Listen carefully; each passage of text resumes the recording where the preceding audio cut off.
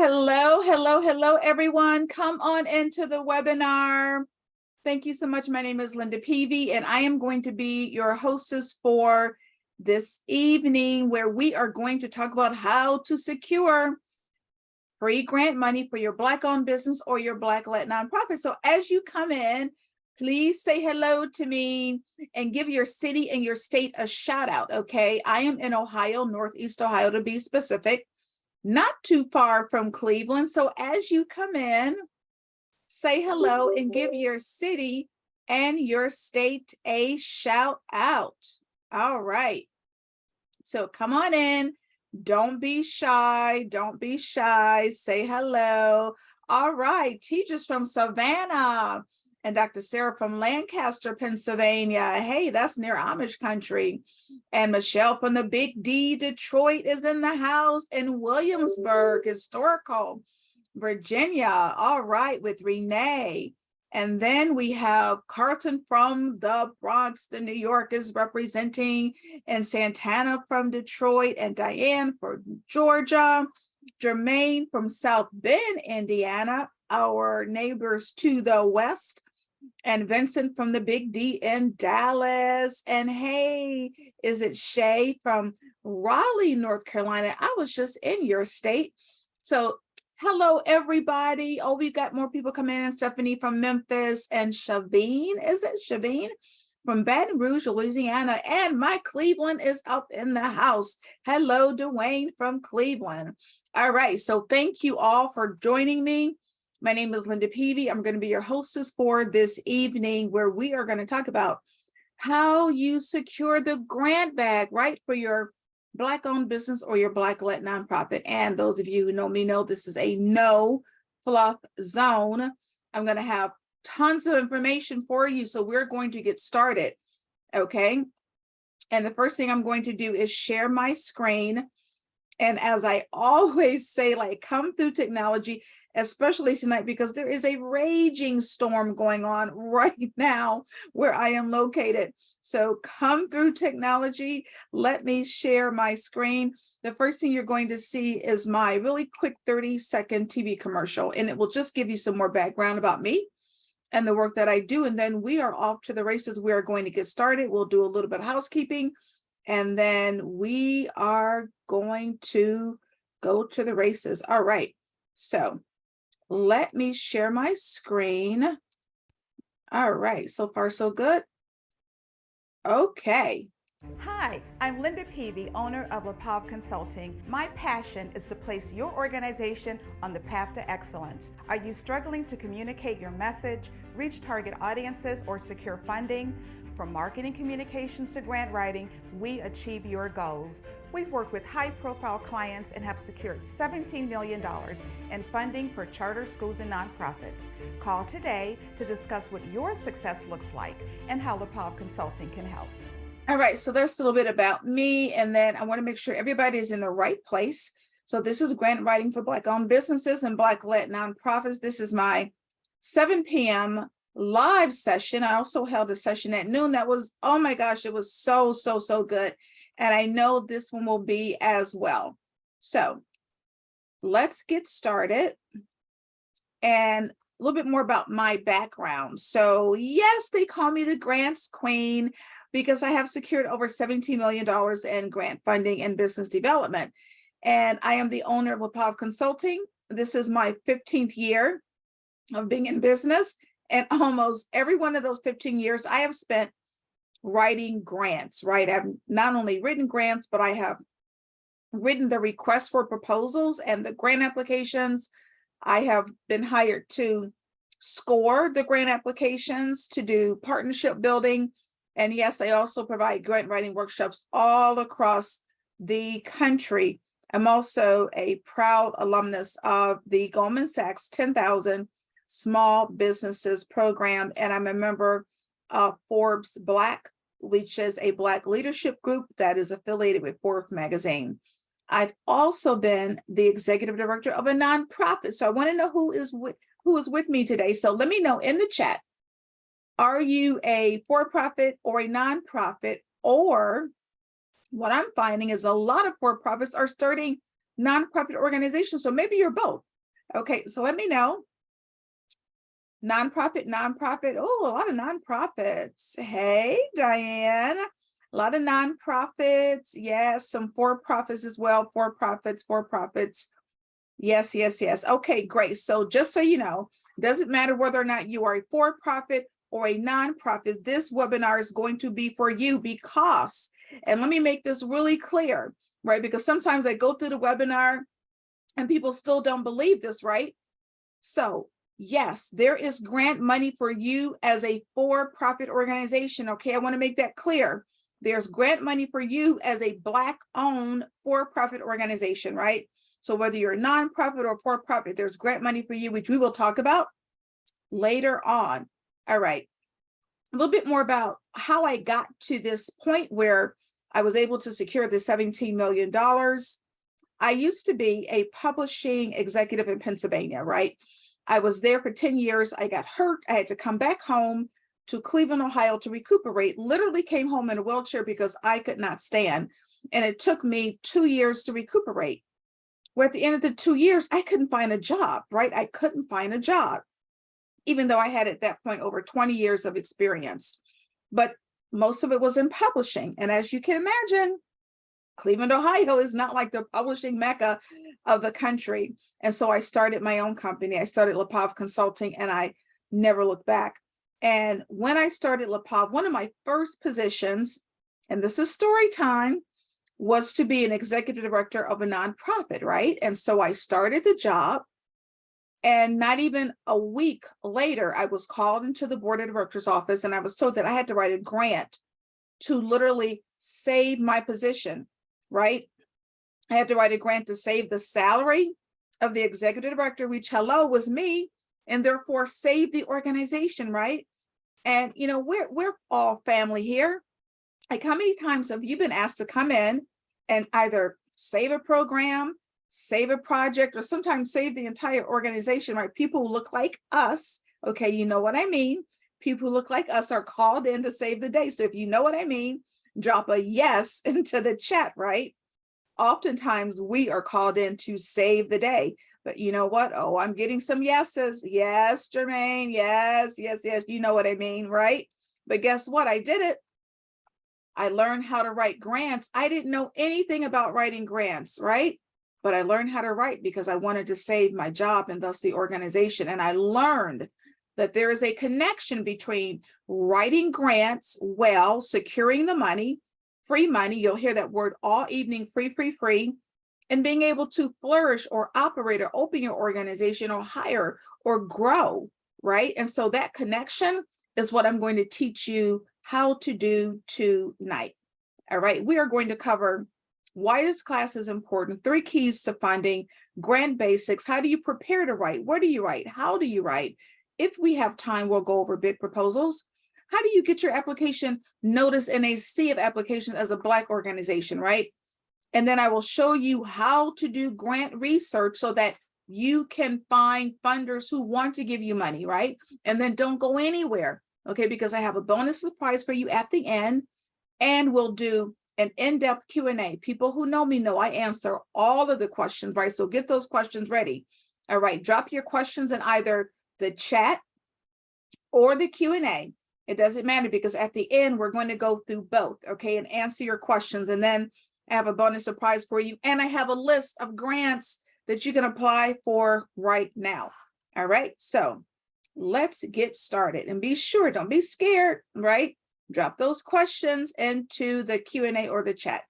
So why is this class important? Because look, we as Black entrepreneurs and nonprofit leaders, we need access to funding, and it shouldn't always be about loans, right? We want free money, we want grant money. But at the same time, grant writing is a skill that can be very costly, right? I'm a professional grant writer. Someone at my skill level, we charge anywhere between $100 to $200 an hour, right? But guess what? You can learn these skills, right? So that you can place your organization in a position to get free grants. Grant writing has totally changed. Now you're not sitting in a corner for months at a time, writing some 200-page dissertation, right? It's taking hours and maybe a week instead of months. You're not writing 200 pages. Some of the for-profit grants are literally 2, 3, 4 pages long, right? Barclays Bank had a grant that they were offering last month, $25,000 grant. They wanted a 500-word essay, right? So grants are totally different. You can do this, right? But there's more to knowing what to write in the application. After securing over $17 million, I know that there's a process, right? And I'm here to show you the process, right? So that you can be successful. All right, so 2 different occurrences completely changed the landscape of philanthropy. One was COVID-19, right? This is why there's so much money for-profit organizations as well as nonprofits. You know that when we thought about grants, we always just thought about nonprofits. Everything has changed now because of COVID-19. So many small businesses were going under, right? You probably know an organization had to shut their doors. Well, foundations started to take notice, and major corporations with foundations started to take notice, and they said, we have to do something about this, because at the end of the day, the small business, we are the backbone of the US economy. And so they started to create pools of grant money, free money, earmarked for-profits and nonprofits, especially those, right, that are led by women or people of color, right? So there are still some COVID-19 grant money floating around. And if you find it, you just have to talk about how you were affected by COVID-19. But we will talk about much more than just COVID-19 grants, right? The other incident was the George Floyd incident, right? When George Floyd was murdered, once again, foundation leaders and major corporations, right, with leaders that really had foundations available, because not all corporations have foundations, but many corporations have foundations, right? They saw what everybody else saw. And they said, we have to do something to address the racial injustice in the country. And you might have heard of this area of diversity, equity, and inclusion, where a lot of the money is going. But they said, once again, we are going to create pools of free grant money, and we are going to earmark it for Black-owned organizations and women-owned organizations, right? And women-led organizations and Black-led nonprofits, right? And so diversity, equity, and inclusion is one area, but let's say you have a socially conscious cause, whether or not you are addressing the homeless problem or opioid crisis, right? Or just by the very nature that you are Black-led business, there's grant money now for you. Now, last month, and I think the deadline has passed, but Progressive Insurance, right?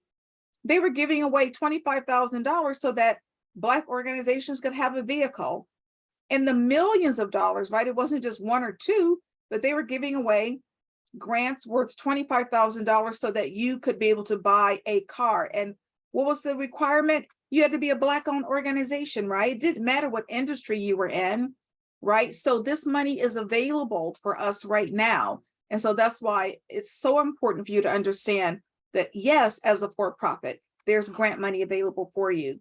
Now, more so than ever before, certainly more than in the 15 years that I've been writing grants, I've seen more money available to Black-owned organizations than I have ever seen, all right?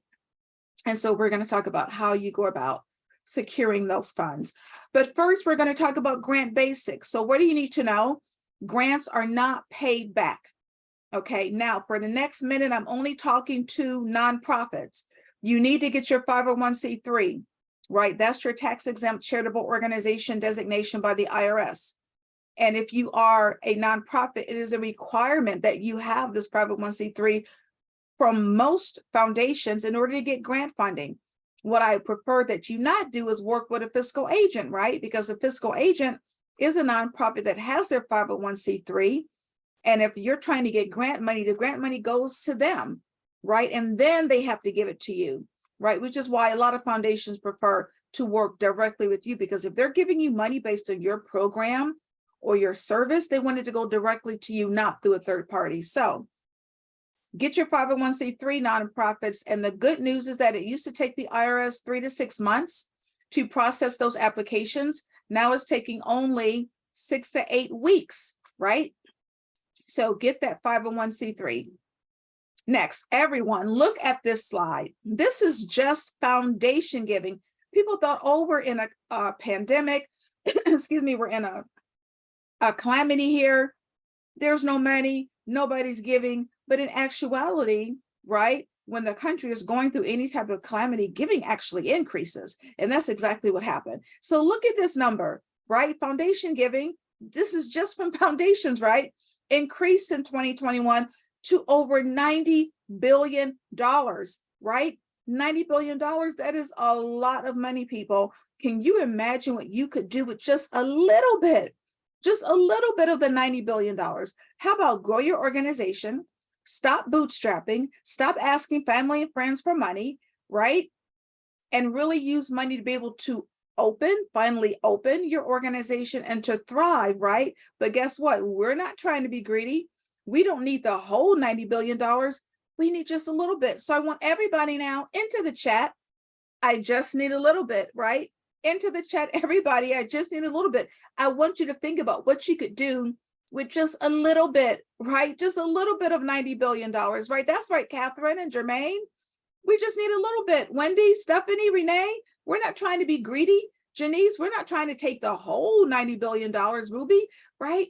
What do we need? We just need a little bit, Diane, and I am going to show you how to get just a little bit of that $90 billion to be able to finally flourish, right? But first, we have to prepare to write, and this is where too many organizations fail, right? They see an application, they complete it, they send it off, and they wonder why they got a rejection letter.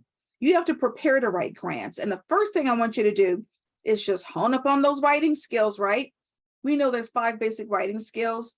We are only going to look at editing and rewriting. And I'm going to be giving you cups of tea all evening. And this is the first cup. Grammarly, right? Grammarly is your friend. If you use Grammarly, give yourself some love in the chat. Grammarly is fantastic. And guess what? It is that word again. It is free. It is a free software editing tool. I am a professional writer, a professional grant writer, and a professional editor, and Grammarly makes me a better writer.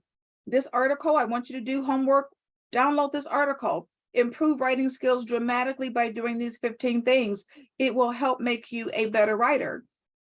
So let's see here. Who loves Grammarly? Yes, Renee says Grammarly is a great help, right? Is Renee the only person using Grammarly? Is anybody else using Grammarly? Grammarly is a fantastic tool. Tracy says yes. Catherine, yes, that is free. Yes, Diane is using Grammarly. It will truly help make you a better writer. And there is a free article that will help you even further. Okay. Next, we're preparing to write. You have to get your documentation in order, your employer identification number, your EIN. For you nonprofits, your 501c3. Now, if you are a for-profit, it depends on the state, but you need a state certification or a business license in order to do business in your state. It varies by state. In the state of Ohio, yes, you have to have one, right? But I know Wyoming, you don't need a business license. I want you to go to your Secretary of State's website, right? More homework. Your Secretary of State's website and do research and find out whether or not you need a business license in order to even conduct business. I was giving this webinar last year. A young lady was on and she said, oh my gosh, Linda, you're right. I was applying for a grant. The competition was stiff. I was the only one that got the grant because I was the only one that could prove I had my business license or my state certification. So go to your Secretary of State's website to find out whether or not your state requires you to have a business license. And I know in Ohio, I think it's maybe $125 for 5 years. So it is affordable.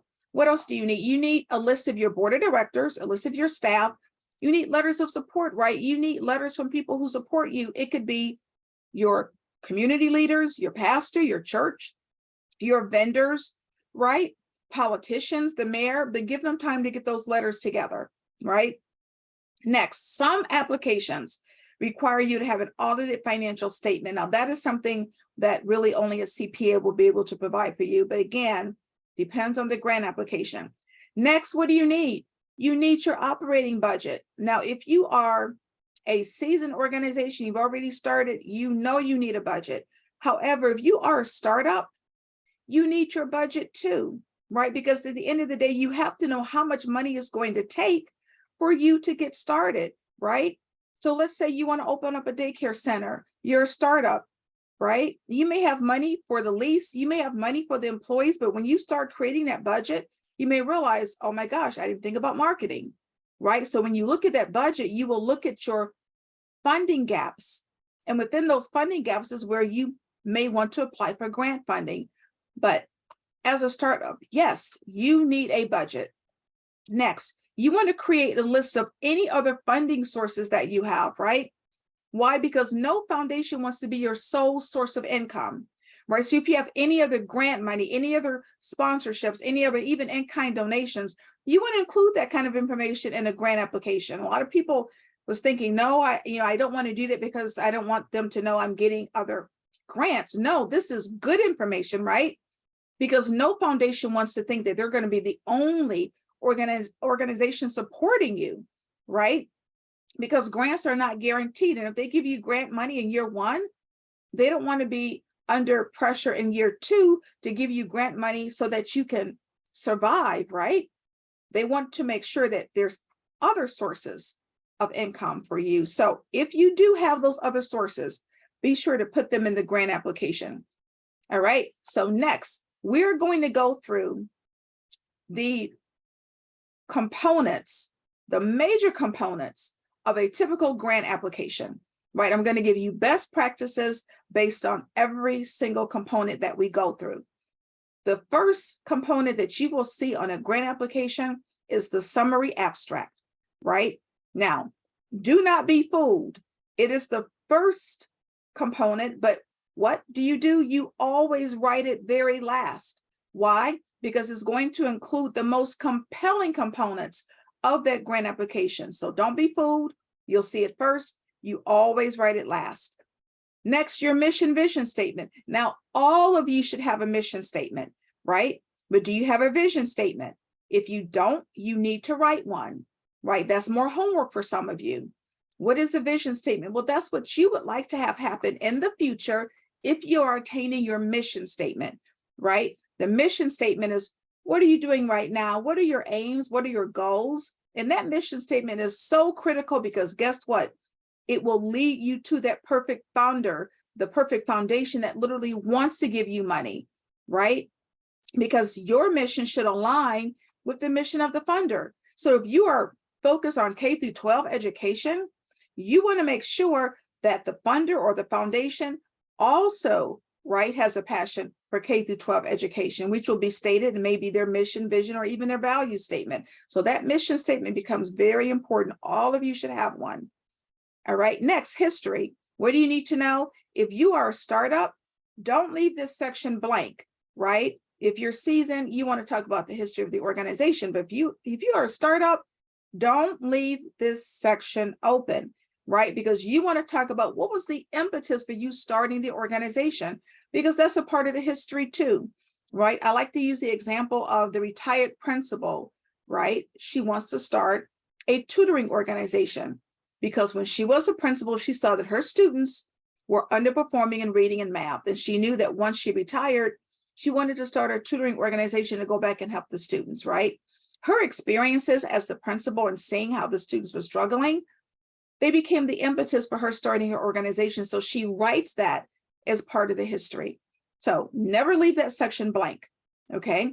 Next section is leadership. Now we're just talking about your executive leadership, your CEO, your COO, but it should always include your board of directors, okay?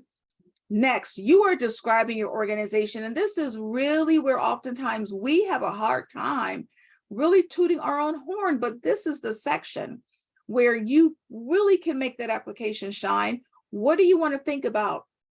As you're writing, always think about impact. What impact is my organization having on my clients, right? And the people that I serve, right? And always use numbers. I want you to use those numbers. If you are, for example, helping the homeless, right, to be placed in shelters, well, how many homeless people have you helped, right? Maybe you have a food ministry. How many tons of food have you donated? Maybe you're a coach, you have a service-based organization. And maybe you look at career development issues, right? For people that you serve. Well, how many of your clients have you been able to guide in the right direction, right? To look at their future careers. Use numbers. This is where you set your application apart from everybody else, because you will be focusing on impact to your community, impact to those for whom you serve, right? So make sure this is a section where you really, really, really have to toot your own horn, and do not be shy, okay? The next section, you're talking about what problem are you solving? What issue are you addressing? And this is where too many organizations don't complete the application component correctly, because it doesn't matter your service or your program or your project. You have to write as if you are addressing an issue. I'll give you some examples. Let's look at a restaurant, right? A bakery. A bakery wants to locate in a downtown community, right? You might be thinking, well, what issue is she resolving? She's making cakes and cookies all day, right? Well, maybe it's a vegan bakery, and she's resolving the problem that a lot of vegans don't have a great bakery to attend. Maybe she's resolving the issue of locating in a downtown community, and she's literally helping to make that community thrive, and absolutely looking at the economic development of that community and helping overcome those issues, because there's been a lot of other failed businesses, and now she wants to locate in that community and really thrive, right? Maybe she's looking at the businesses who will be her clients, right? There hasn't been a great upscale bakery in that community. Those businesses are her clients, right?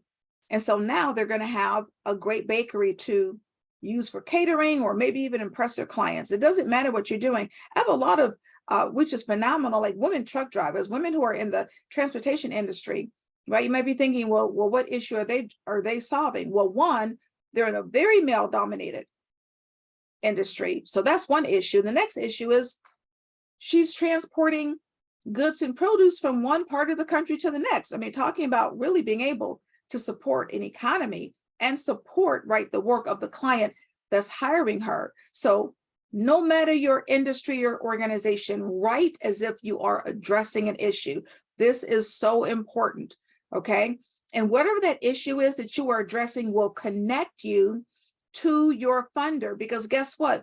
They are going to want to fund an organization that's addressing the same area of interest that they have, right? Now, how do you find out about foundations and funders and what their areas of interest are, right? Well, 90% of foundations don't even have a website. I'll say that again, 90% of foundations do not have a website, right? So how do you find information out about them? Well, this is your next cup of tea. You want to look at the 990 form. Like, the 990 is a gold mine of information.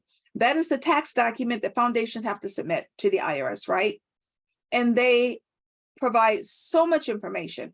They have the board of directors, the senior leadership, right? But when you scroll to the end of the 990, there's going to be a form there where they have to list who they're donating to. And you want to look at that list to find out whether or not there are similar organizations as yours. So let's say you have an equestrian program where literally you are utilizing horses to help heal veterans, right? You want to look and see if they are donating to any other animal related nonprofit or organization. And if they are, that may be your ideal funder, right? Or maybe you see where they are donating to like designers, like fashion designers or manufacturers, right? You may see, okay, well, if they're donating to other designers or other fashion or arts organizations, that may be my funder. I may want to pursue that organization, right? Now, how do you get the 990? You can always pay for membership to organizations that give you access, or there's that word free again. You can go to this website and download any 990 that has been filed in the past several years, right? projects.propublica.org/nonprofits, right? You go to that site and you can download the 990s for what? For free. All right, so next, who are you helping? You have to complete this section about your target population. Again, this is where organizations struggle, because too many people want to say, well, I want to help everybody. I've been in business for 15 years. You can't help everybody, right? You have to ask yourself, who would best, the word best, be served by my organization? right? And maybe it's based on gender. Maybe you create your product for women. Maybe it's based on ethnicity and your program is for African Americans, right? Maybe your service is for those who live below the federal poverty line, or maybe you're opening up a daycare center. Therefore, you want to look at families with children under the age of 5, or maybe it's geographically located and you really hone in on focusing on your neighborhood or your community. Anytime you need any type of demographic information, any type of geographical information, don't sleep on the census, right? I want you to go to this website, which is what? It is free, census.gov/quick facts. It is an amazing website that will give you so much information about demographics and regional information. You have to ask yourself, are you telling your story the best, right? Especially those of you who have written grants before. I want you to tell me in the chat whether or not you've written a grant. So let me know in the chat if you have written grants. Ask yourself, did you really do a good job of showing how your organization was changing lives? Like what outcomes you've been able to achieve, right? And the best way to do this, I see several of you have, but a lot of no's, okay, which is fine, right?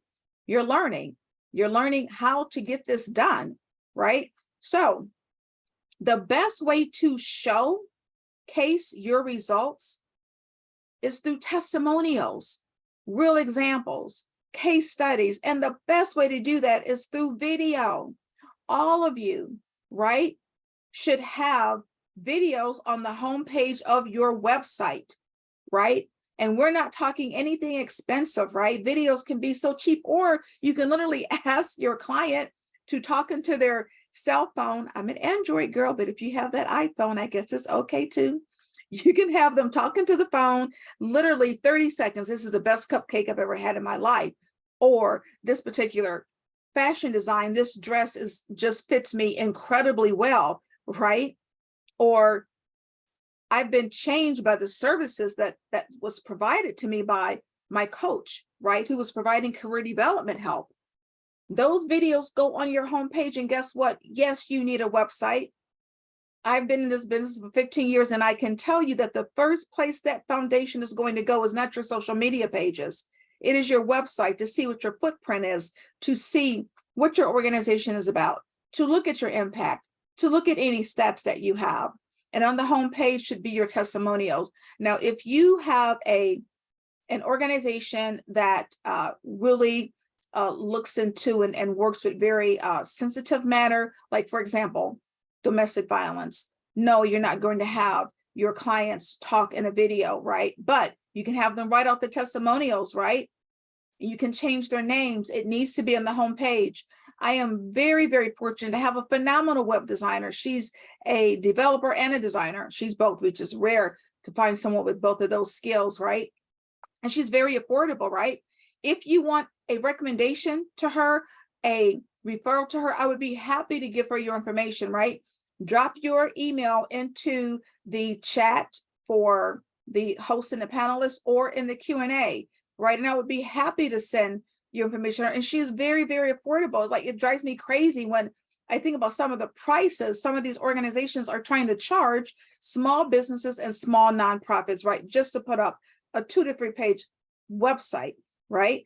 Excuse me, you are going to need it, right? But it should be affordable to you, right? It shouldn't be expensive. So please, if you want that referral, she will contact you. She is going to call you. So be serious about it, because I want you to have this great footprint, right, with an economical website.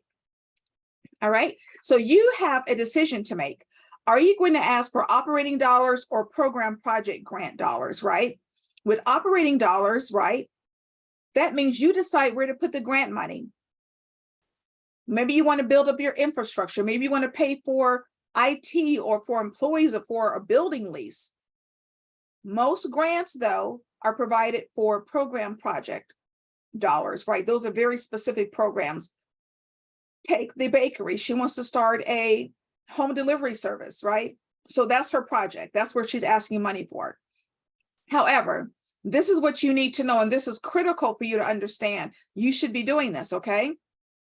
You have to apply to multiple foundations for the same exact need, right? So let's say you need $10,000 to hire a 1099 contract employee or worker, you should be applying for $10,000 from Foundation A and $10,000 from Foundation B, right? From both or for multiple.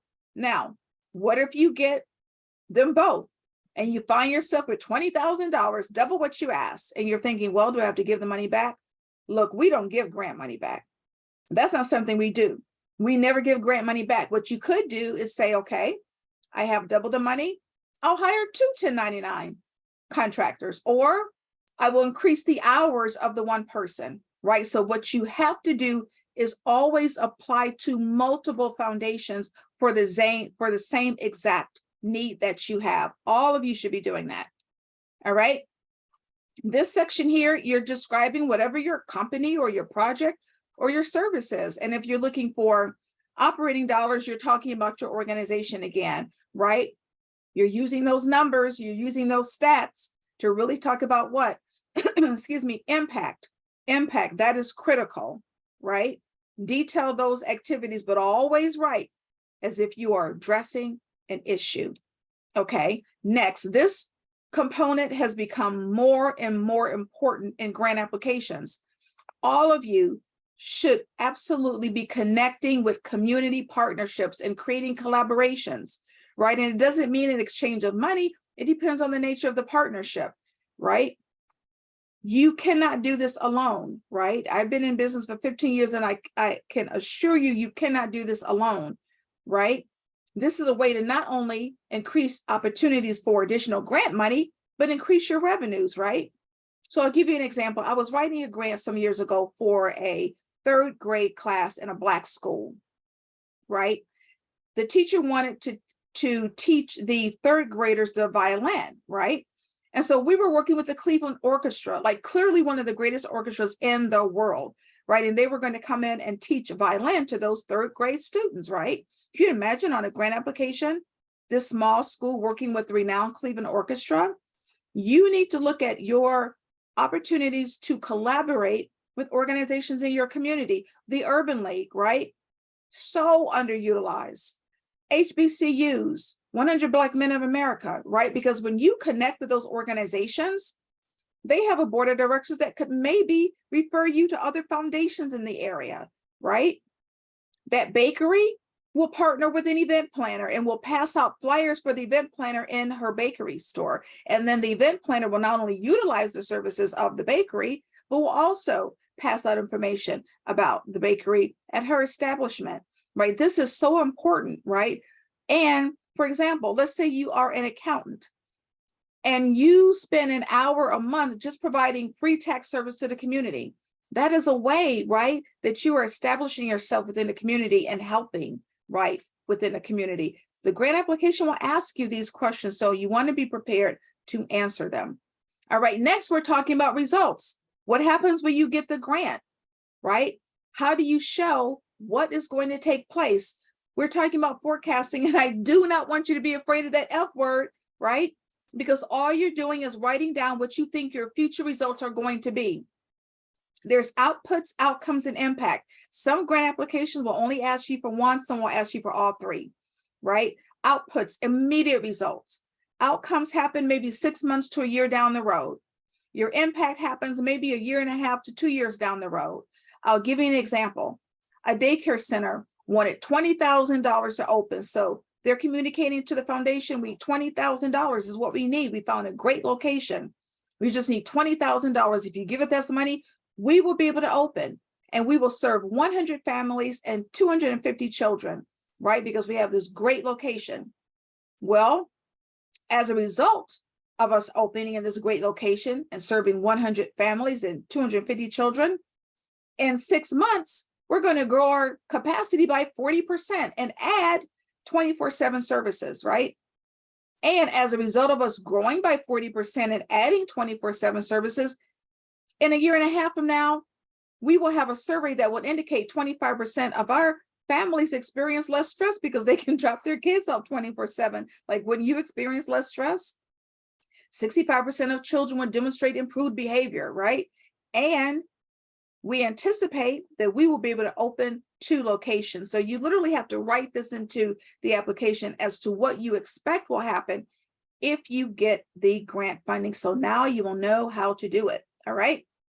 Next, your goals. You know, you have to talk about your goals when you are writing grants, right? Once you get the grant money, what do you expect to happen? But you have to write SMART goals, right? So let's say I have a program where it is going to address poverty, and I write a goal. I want to reduce the poverty rate in Cleveland. Well, that's a huge, expansive goal, right? This is how you would write a SMART goal: specific, measurable, attainable, relevant, and timely. I want to reduce the poverty rate by 5% in Cleveland for Hispanic children under the age of 5 within a 5-year time frame. I want you to put into the chat, what did I do there? How did I change that goal into a SMART goal? Like, what did I do? Excuse me, what did I do there? Tell me what I did. Into the chat. Anybody, into the chat. How did I change that goal into a, I was specific, Nicole, absolutely, right? Catherine, I added numbers, yes. Keyshawn, I narrowed it down, right? Tracy, there you go. Ding, ding, ding. Measurable, measurable, absolutely. Everything I included now is measurable, right? So you can use this premise anytime anyone asks you to create SMART goals, whether it's for a grant application or anything else. Always think about putting in measurables, data and stats. You're adding data and stats, right? Next, assessment tools. How do you know that your program or your company is working, right? What assessment tools do you use?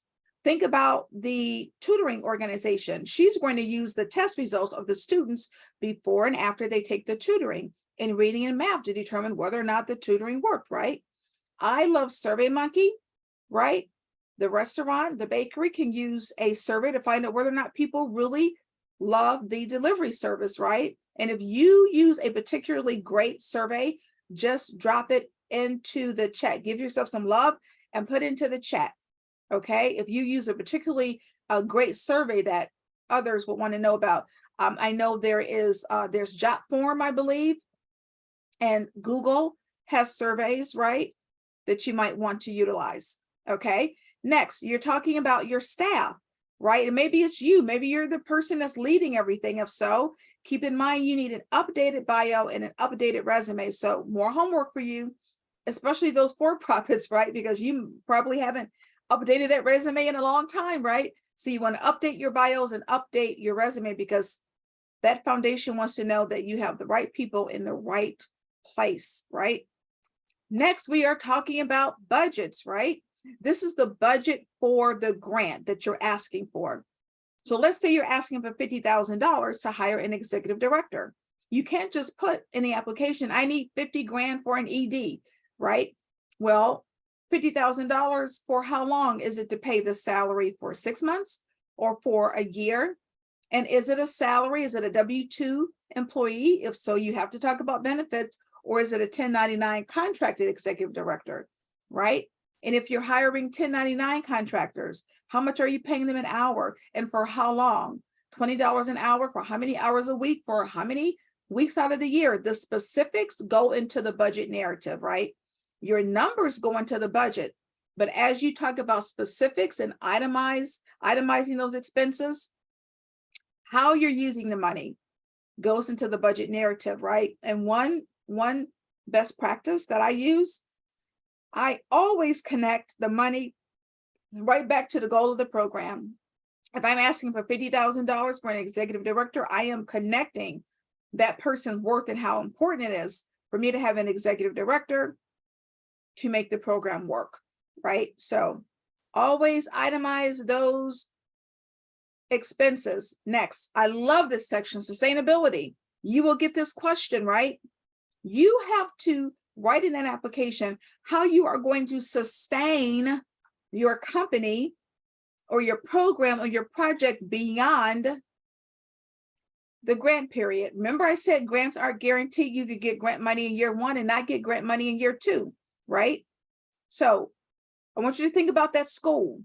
They got the $20,000 to pay for the tutoring program in year 1, but they had to write in that application how they were still going to come up with $20,000 in year 2 if they didn't get the grant money, right? So what do you think they did? I want you to put into the chat. This is a high school.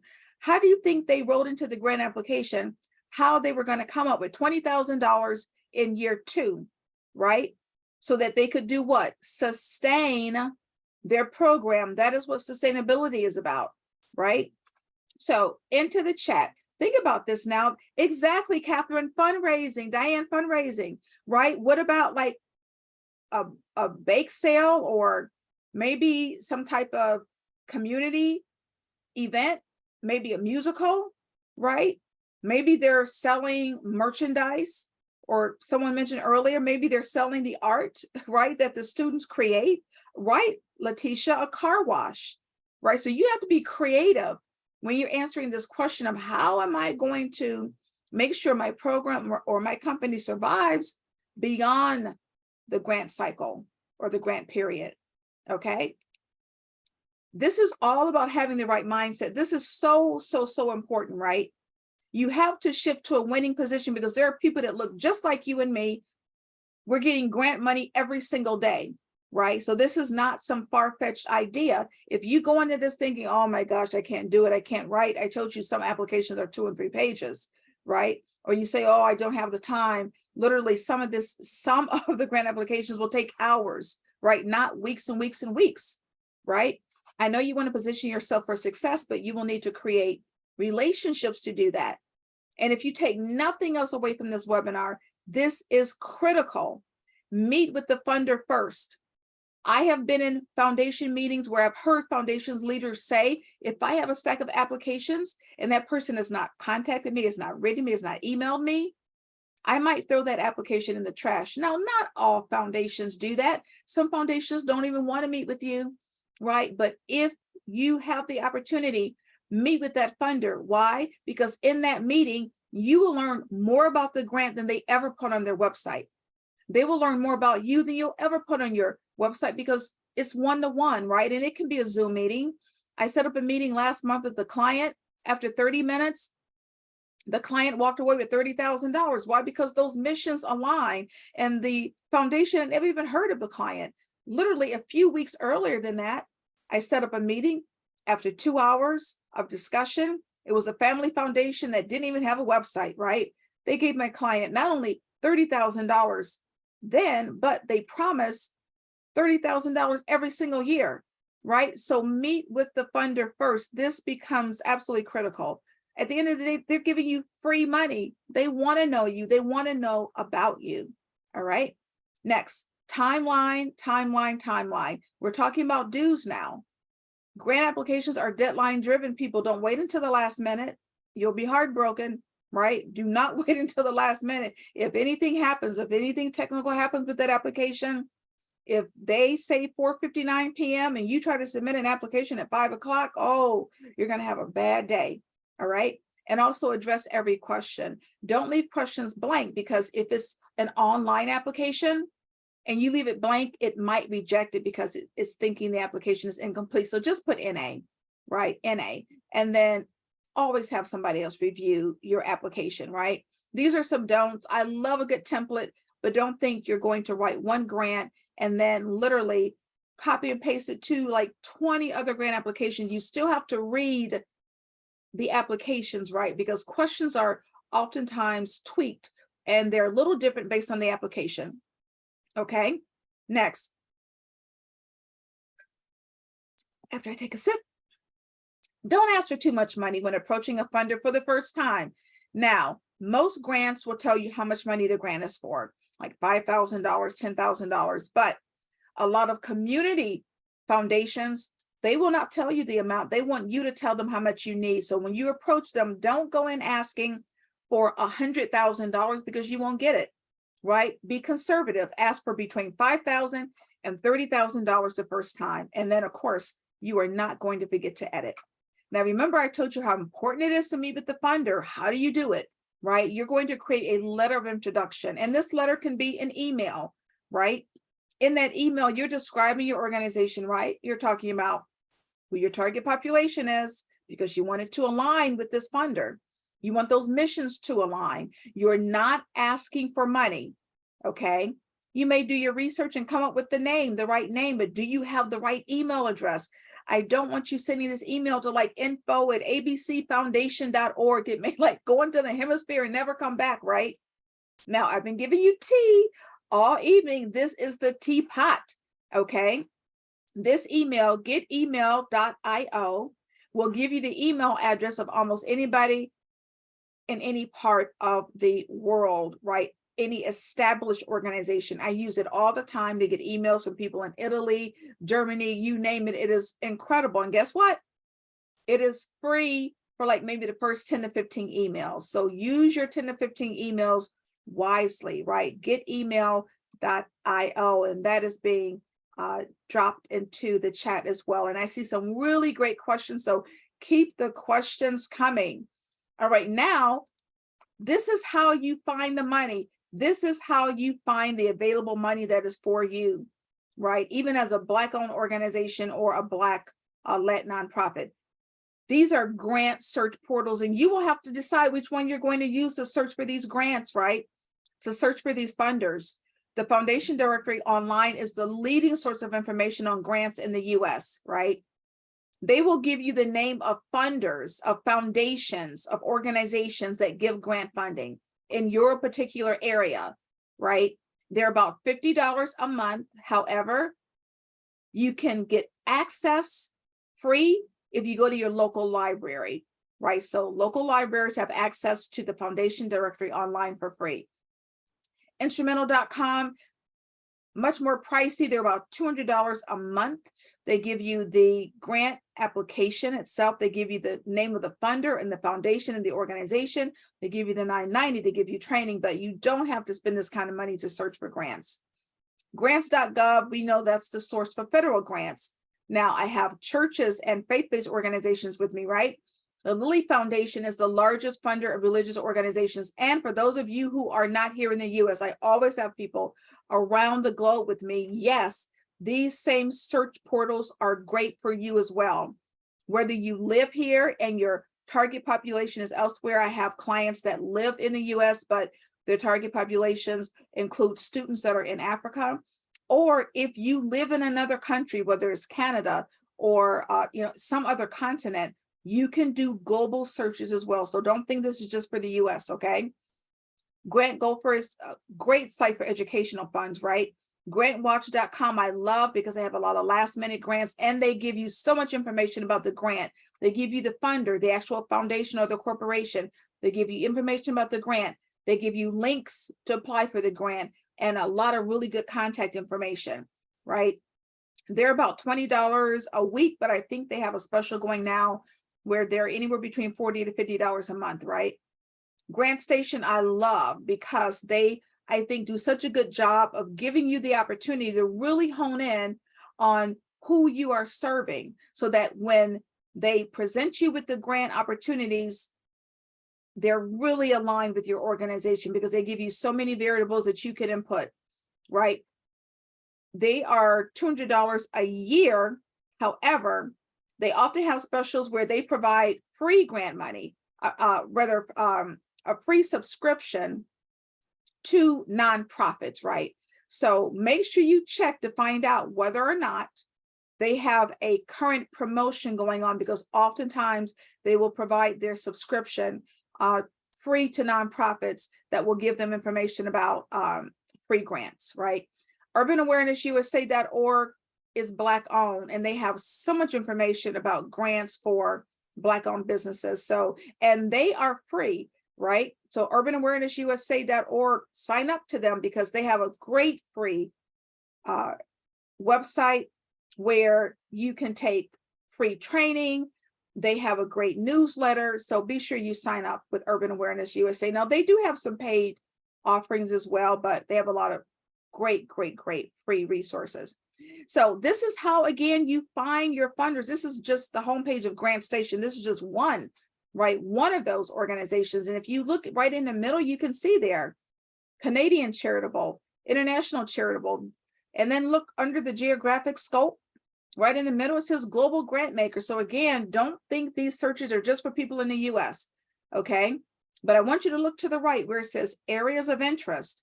And then target populations, type of support. You want to fill out these areas, right, according to your organization.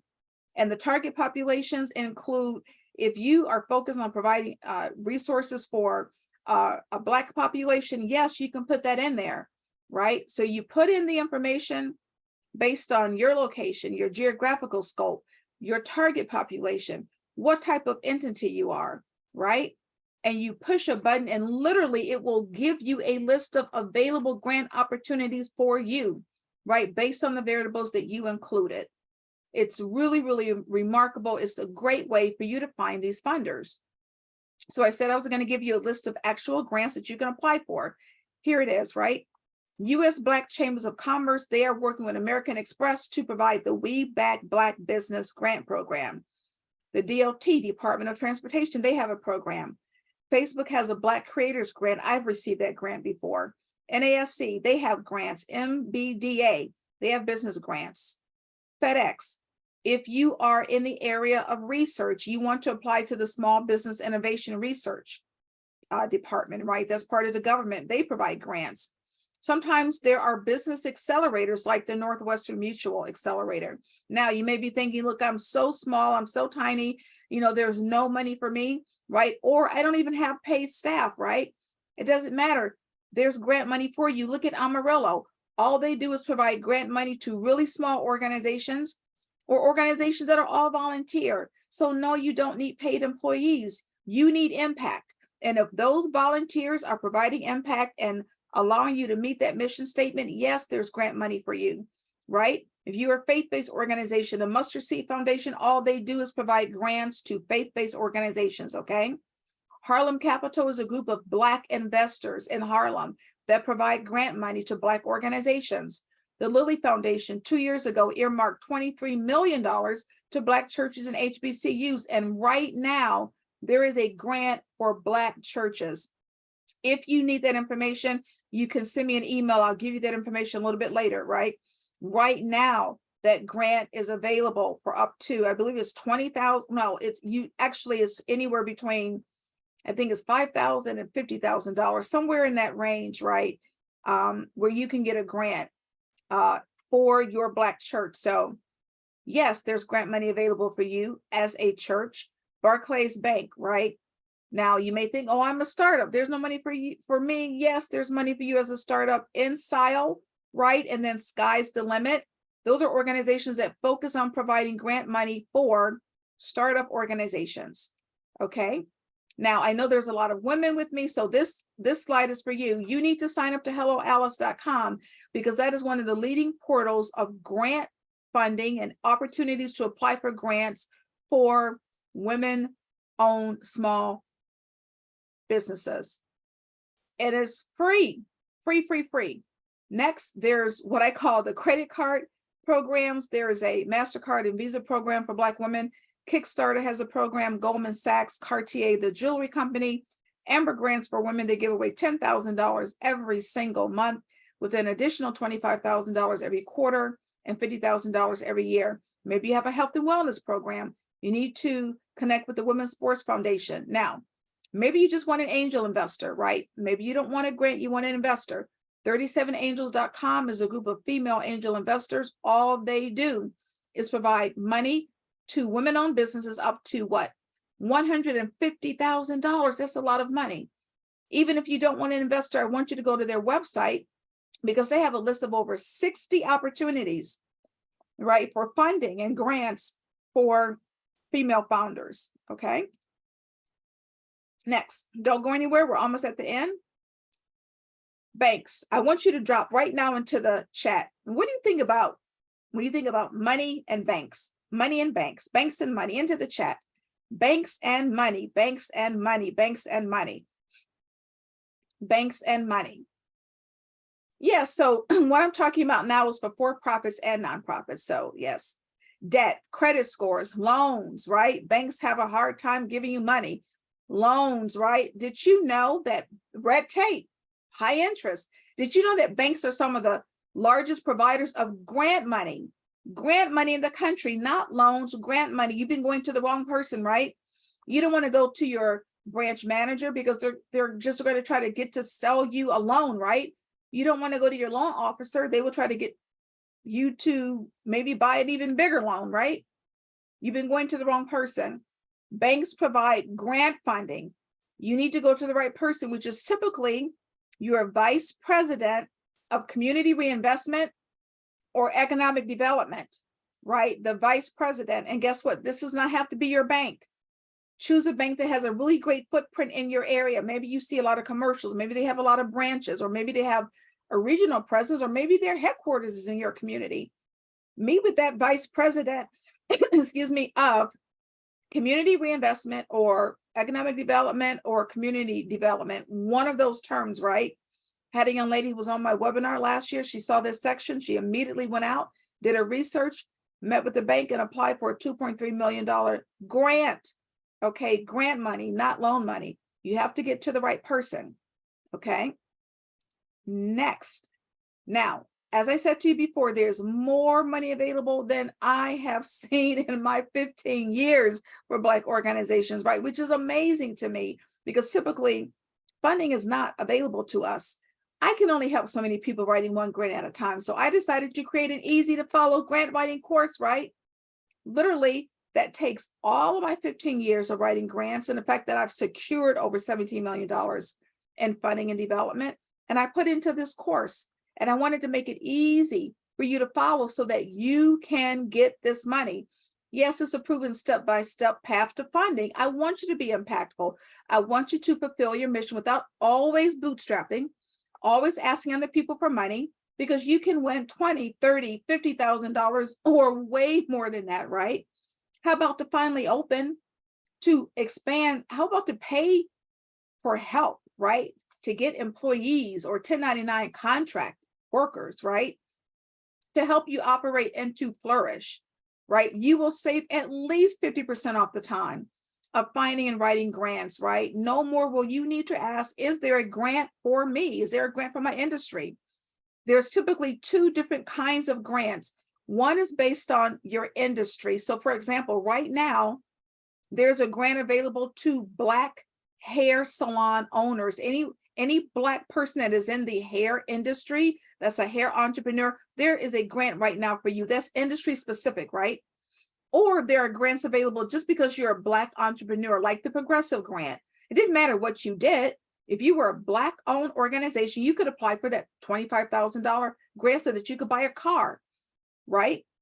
So you have, it's not a matter of whether or not there's a grant for you. If you're doing something legal, right, more than likely there's a grant for you. It's about finding that funder, right, that wants to give you money. And this is what I'm here for. I give you the best grant research techniques. I help you find funders who literally want to give you money.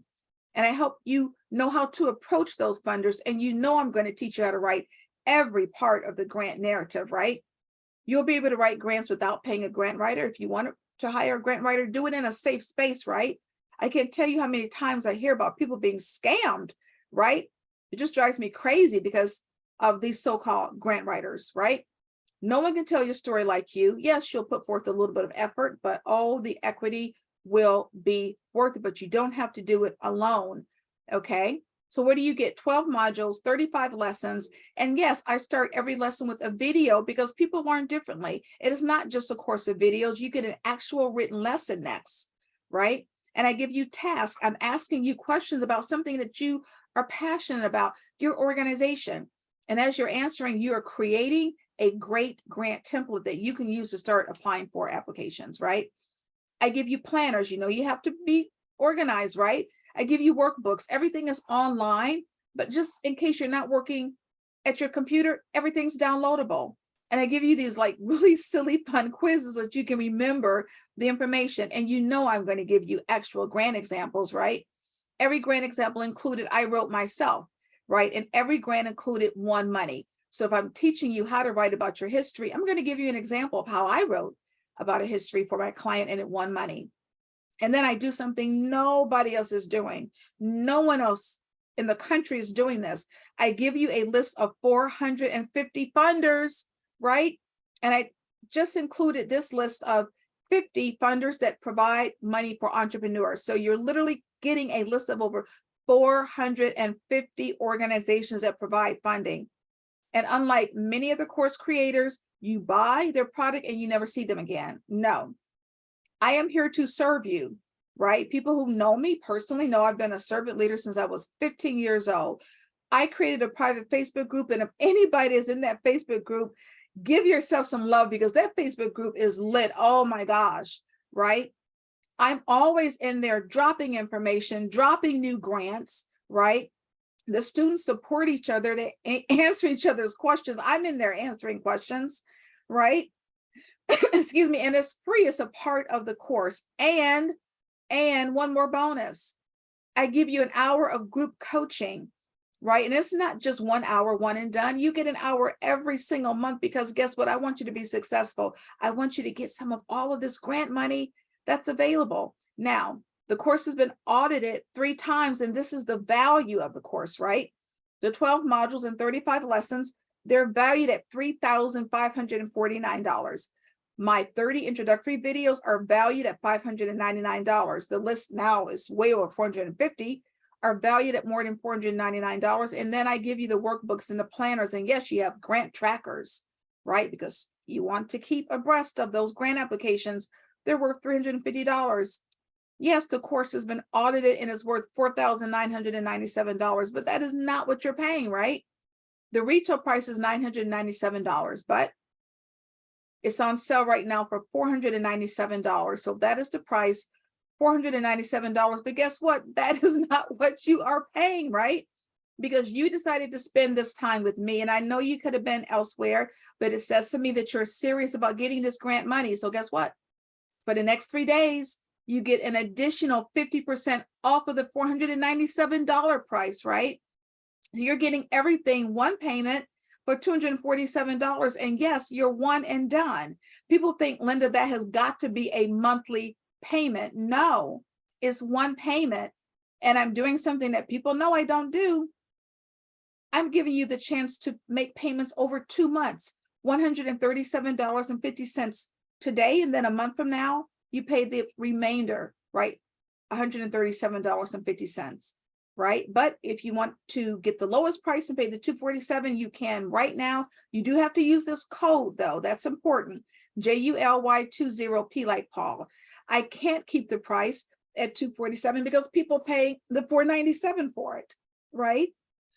Excuse me. But even though you only have 3 days to get the deal, it will expire in 3 days. I mean, people pay the $497, but you don't have to.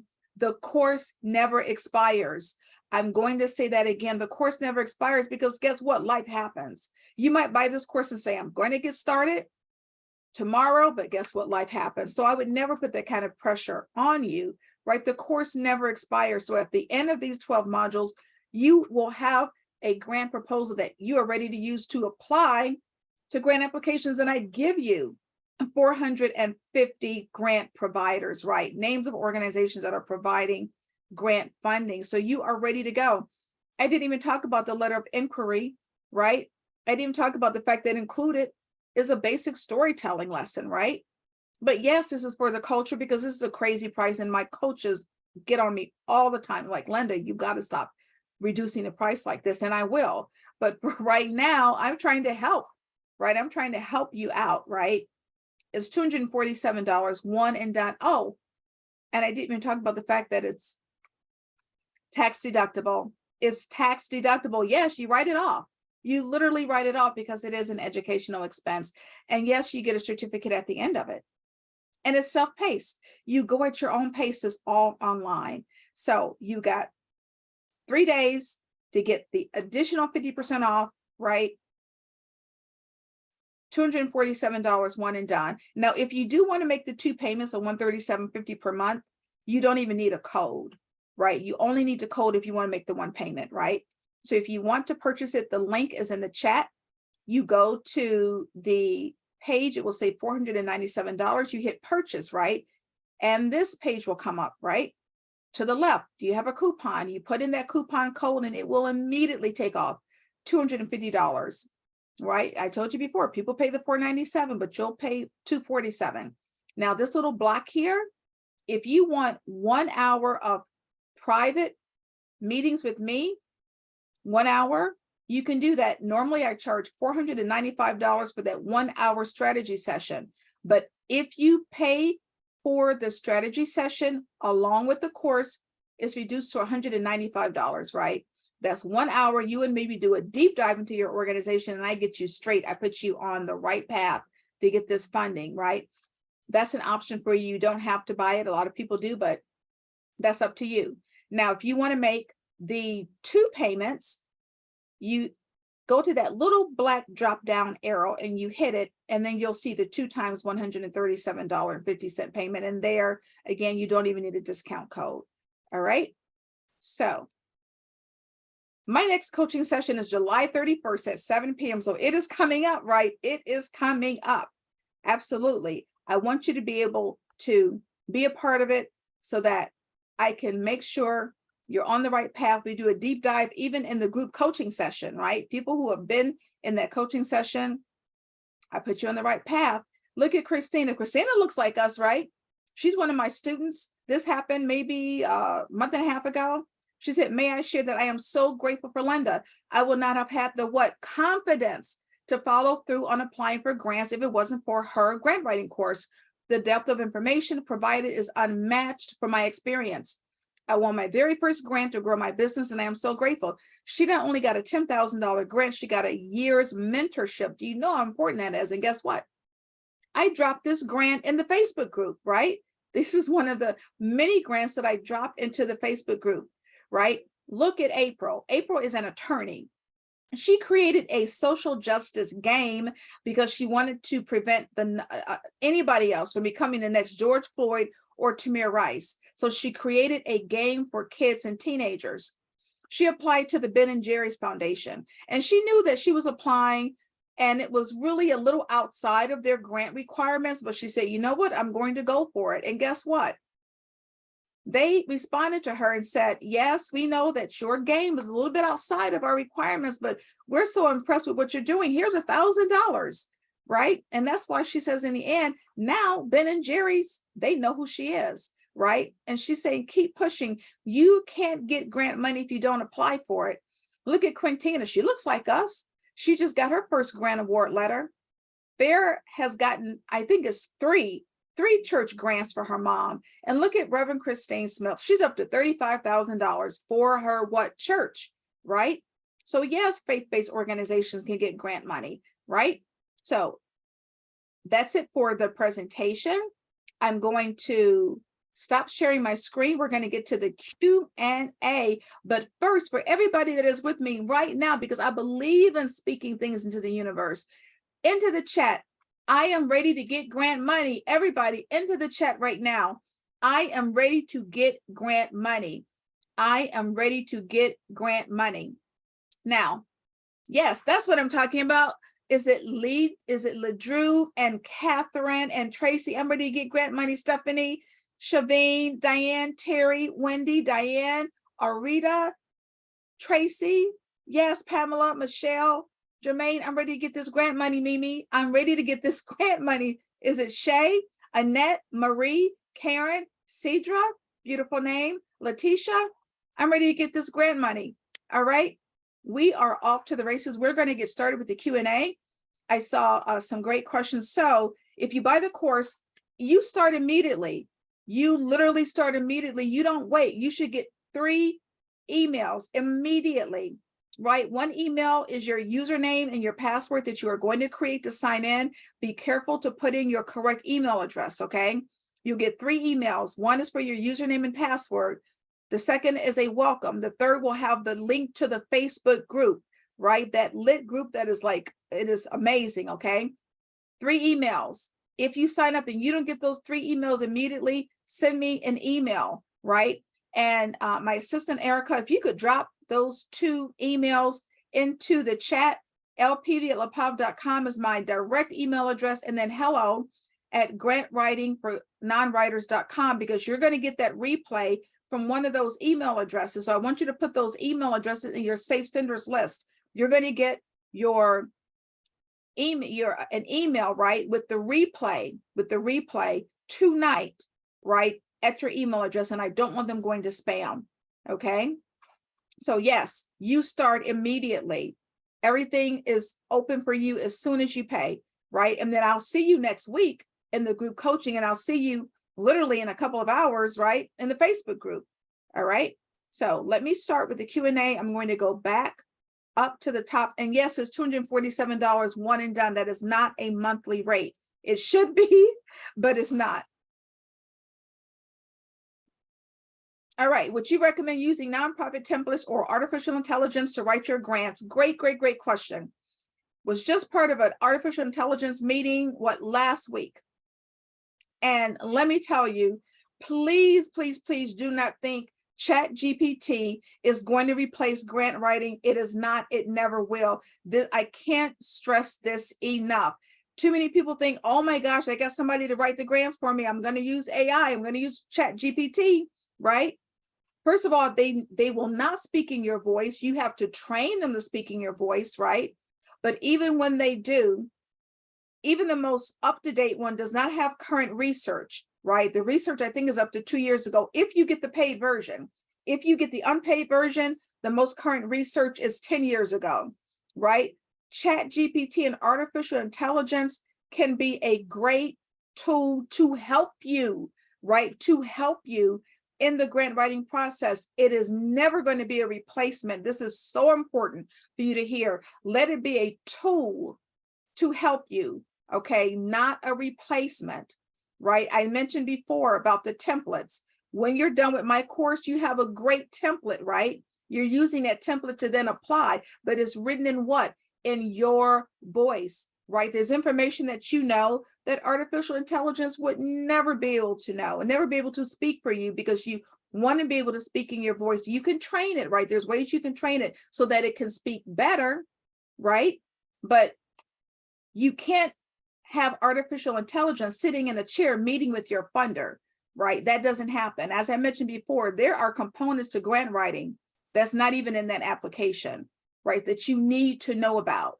We're talking about the difference between people getting a rejection letter and people getting grant money, right? So please keep that in mind. And yes, you'll get a great template at the end of the course that you can use. Again, artificial intelligence, use it as a tool, as a help, but never as a replacement, okay? All right. So Ross Angela, you may need to just adjust your audio, because I don't think other people are having a problem with the audio. If everybody can hear me okay, just give me a yes. All right, so I don't see any other questions in the Q&A, but I saw quite a few in the chat, right? So yes, the course starts immediately. It's online. You get immediate access. And I don't drip my course, by the way. I don't know if that's what you were asking. I don't drip my course, drip pieces at a time. Even if you only pay the $137.50, you're getting everything at once. You're getting the entire course, access to the Facebook group, the group coaching sessions, everything, right? Okay, so let's get to the questions. Yes, Cleveland is in the house. All right. Okay, so everybody will get a replay. Yes, there is a replay. Absolutely. Absolutely. There is a replay that everybody will get. All right. All right. I emailed my application to the Internal Revenue Service for my 501c3 more than a year ago. I don't have any answer until now. Could you help me have it, get it from the IRS? I don't do that, so I don't work with organizations to help them get their 501c3. If you send me an email, there is a couple of people that will help you get your 501c3. But if you've applied and you send in the application, then you need to call them to find out where your application is, right? Because if for any reason it was delayed, they should send you communication, right? Letting you know that it was delayed and letting you know why it was delayed, okay? So you need to first call them, right, to find out why it has been delayed. This is important, all right? You need to find that out. And right now, everybody, I want you to give Shavine some love, because Shavine was like, I'm ready to get grant money. You are not leaving me behind. I will see you in the group coaching, and I'll see you in the Facebook group, because I'm ready to get this money. Everybody give Shavine some love, because Shavine bought the course and she's like, I am ready right now to get this grant money. All right. So Marie, send me an email and I will send you 2 people who help with 501c3s, but you really need to call the IRS because there is no way it takes a year. And if it took a year, something's wrong. They might have sent you some emails describing what it is that was still outstanding, right? All right. All right.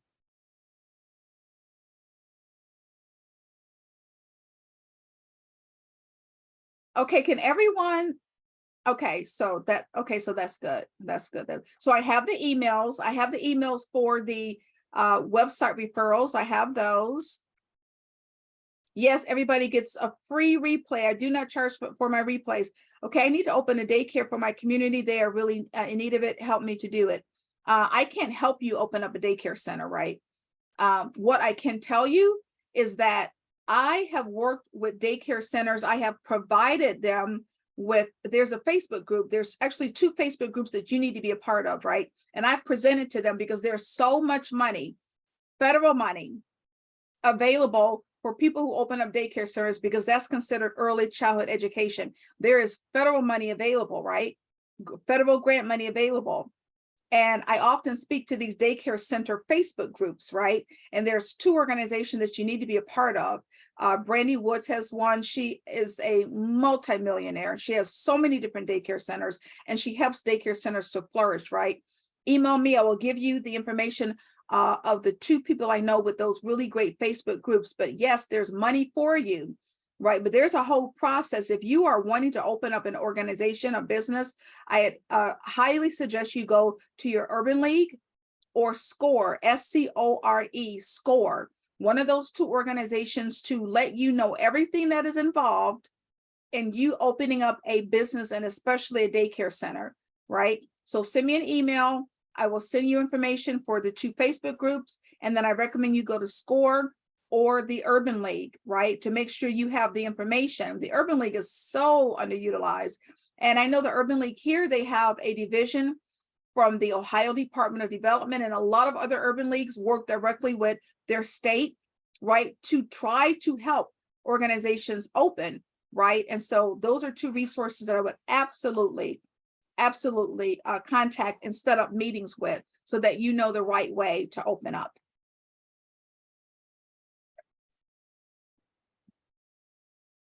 Okay, send me an email. So yes, yes, what happens when you submit a grant? Okay, so Tanaka, is it Tanaka? Great question. What happens when you submit a grant application and you never hear back? You didn't get the grant. I mean, it's really as simple as that. Unfortunately, not all foundations send out rejection letters. I mean, I think that is so unfortunate, but it's the truth, right? Sometimes you apply and you never hear back, but there is nothing wrong with you following up, right? There's nothing wrong with you following up after you've submitted that application. And one, make sure that they got it, right? Because if you never heard back from them, do you know that they even received it, right? So follow up to make sure they got it. And then you can follow up later to just ask questions, you know, is there other information that you need, right? So do your follow-up. So everything I've stated is for nonprofits and for-profits as well. Banks are hard. Yeah, banks can be hard to give you money, but again, you have to meet with the right person. Oh my goodness. So Lidro reminded me of something. He said, Huntington Banks, let me tell you that there are 2 national banks that you absolutely need to apply for grant funding from because they've been in situations where they are at the point now where they need to be giving away grant funding, especially the Black-owned organizations, and I won't take it any further than that. Bank of America and Wells Fargo. Bank of America and Wells Fargo, they both have foundations, right? And so they have regional representatives for every area of the country. And so you need to research them and find out how you can set up a meeting with their representatives. And this morning, oh my gosh, this morning, one young lady, I said that by the time I ended my webinar, she had already completed her grant profile on the Wells Fargo grant. I mean, she was serious. Okay, so Wells Fargo and Bank of America, they both have grant programs that you should be applying for.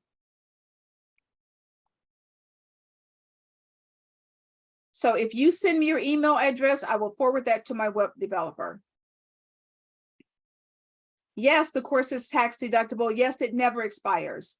How long does it take to receive the course after payment? Everything's online. So you pay, literally, you will get the email immediately. You go into the portal, you create your username and your password, and you're in. You have access to everything. There is no waiting, right? I mean, these grants are available now. I don't want you, waiting for information. I want you to start learning immediately, right? Immediately. Okay. Let's see. Let me just go down to the end of the webinar chat room. Make sure you put those 2 email addresses in your safe senders list, because you're going to get the replay tonight at 11 o'clock. At 11 o'clock, you'll get it. Thank you, Jermaine. Can I get the link forwarded to my email? I'm going to sign up for. Yes.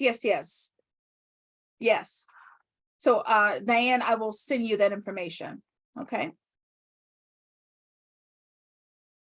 Okay, I just started sewing class. I have more students than sewing machines, although I charge a fee for the classes. All right, I started a sewing class. I have more students than sewing machines.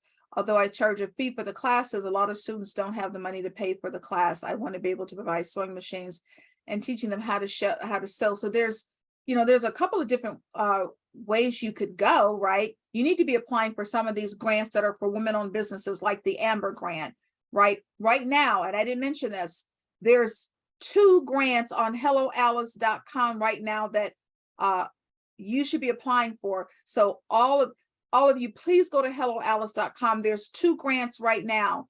There's an Antares grant. If you think your organization is scalable, that grant is up to $25,000. There's another grant for $20,000 right now on helloalice.com. I'm going to just drop that into the chat right now. helloalice.com. And then remember, I said there's a grant if you're a Black salon owner. If you're a Black church, there's a grant available for you. Lee Drew, send me an email. Lee Drew. Yes, Wells Fargo, absolutely, and Bank of America. I don't see any more questions in the chat, so I'll go back over to the Q&A. All right, I applied for a grant for humanitarian purposes, and it went to offshore account financial institution, but never as a replacement. I was requested to do a wire transfer, but I don't want all the money out due to its investment bank. My question to you is, what other way can I receive this funds and think about? I have no idea, because I'm not sure of I don't understand the question, so I'm not sure. You might want to just send me an email, because I'm not even understanding the question about wire transfers and money going to offshore accounts. I'm just not sure. I can tell most of you, when you apply for a grant, you need some type of a business bank account typically for that money to be sent to. And it depends, right? I have to say it depends, right? Sometimes they want you to have a business bank account. Sometimes they mail you the check. So it really, really depends. Sometimes they want it deposited into your bank account. Other times they will literally mail you a paper check. So it just depends. It just absolutely depends, right? If a church has a 501(b)(3), can a church committee change it without the committee? Do they get approval from the IRS? I'm not sure what you're asking. So if a church has a 501(b)(3), can a church committee change it? Are you talking about a 501(c)(3)? Change it without the committee. Can who at the church change it without the committee? So if you have a board of directors, right? This is a church, I know, but if you have a 501(c)(3), your board of directors, right, have to determine what is changed within that nonprofit, right? So that's the purpose of a board of directors, right? So if you have a 501(c)(3), 501(c)(3)s can't be owned by anybody, right? They're governed by board of directors, okay? So that is a board question, but typically the board of directors would need to be the ones to approve any changes that take place. That's not something that the IRS is going to do. So if you have a 501c3, there are guidelines that you have to adhere to every single year in order for the Internal Revenue Service to renew your 501c3. If you are not adhering to those guidelines, you will lose the 501c3. You can't change it to something else. You will simply lose the status, right? Are there current grants for food trucks? So right now there is if you go to helloalice.com, there's a grant right now for people in the restaurant industry right now. Okay. I am trying to open a group home with kids with special needs. Is there help for this? So again, it's not a question of whether or not there's help for you, right? You're in a particular area where there's so many avenues that you could search for grants. You want to open a group home, right? Anytime you have a group home, especially if you are providing any type of mental health counseling, there's Medicaid and Medicare you should be able to get. There's governmental aid you should be able to get. If you're working with kids with special needs, that area right there there's so much grant money available. If you're working with kids with special needs, it is about researching to find where the grant money is. It's not a question of whether or not there's grant money. Based on your sentence, it's about where it is and how you can find it. Right, so that's what I thought you meant with the 501c3. The board of directors, they have to be the ones to decide, absolutely. Because again, a 501c3, I'm going to say this so that everybody understands this. There's so much misinformation about 501c3s. I have consulted with nonprofits in the past. Nobody owns a 501c3. It cannot be owned. A nonprofit cannot be owned. Even by the founder of the nonprofit, even by the person that creates the nonprofit, that person never owns the nonprofit. Nonprofits cannot be owned, right?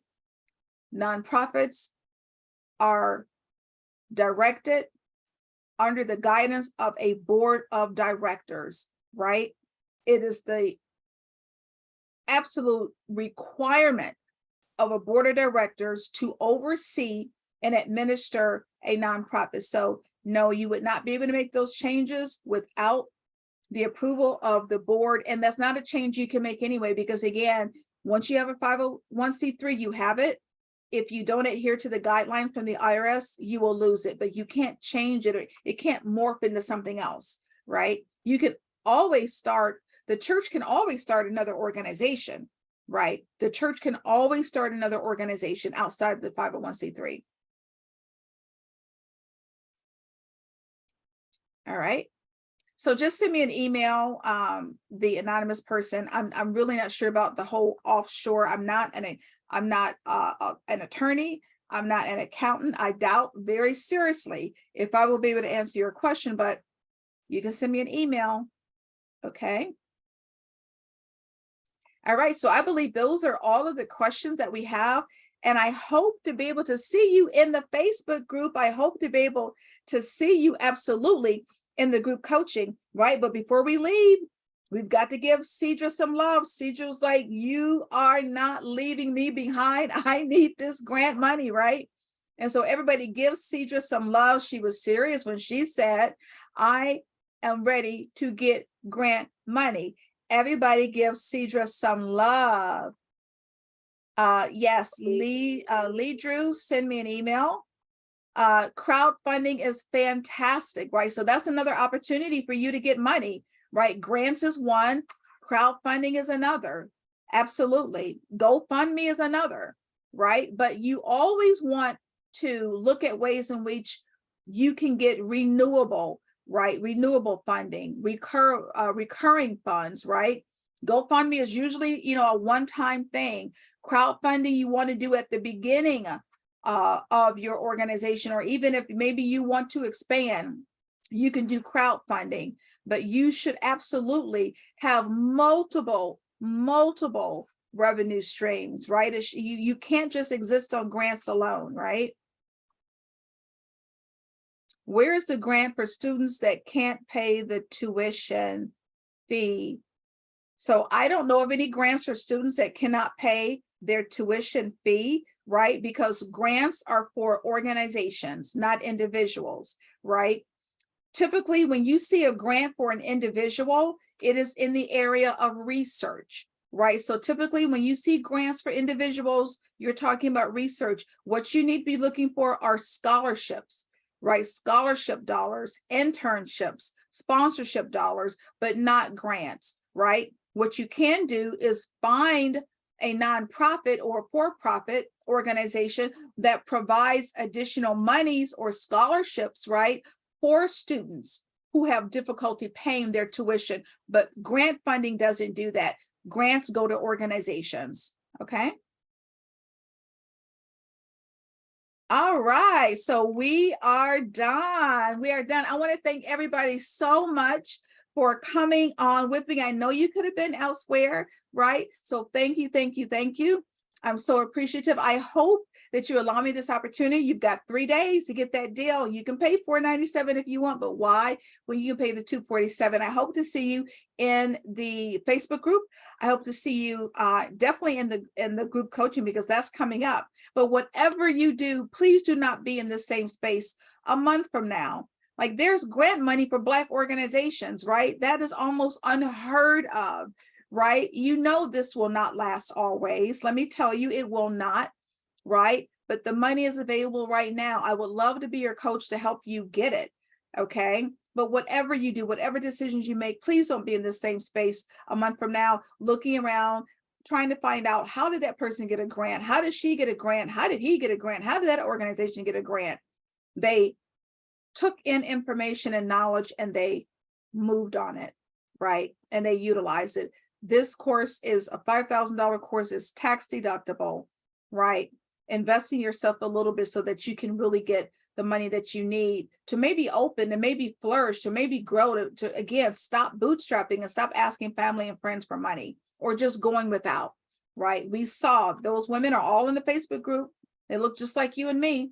They're getting money every single day, right? Men and women, okay? So thank you so much. Again, my name is Linda Peavy. I am the owner of LaPav Consulting, LLC, and I'm the creator of the course Grant Writing for Non-Writers, Keys to Winning Grant Proposals. Thank you so much. I want you to have a very prosperous and blessed evening. I wish you all the best in your organization. And please have a safe evening. All right? Okay. Bye-bye.